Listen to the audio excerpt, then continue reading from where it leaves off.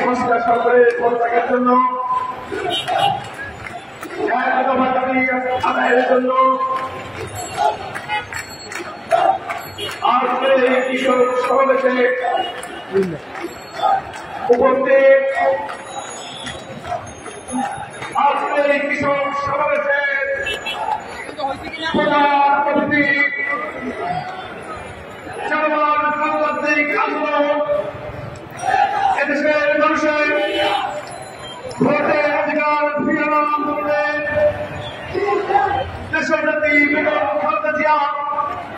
আমাদের ভারপ্রাপ্ত চেয়ারম্যান জনাব তারেক রহমানের প্রধান সিফারিশ আমাদের অন্যতম আখ্যায়িত বিএনপি বিএনপি মহাসচিব জনাব মির্জা ফখরুল ইসলাম আলমগীর আজকের সভায় উপস্থিত বিএনপির ভাইস চেয়ারম্যান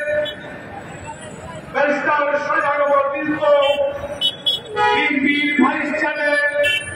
বর্তমান নাম হল জাতীয়তাবাদী ছাত্র দলের সাবেক সভাপতি রাসুল সাবেক ভিপি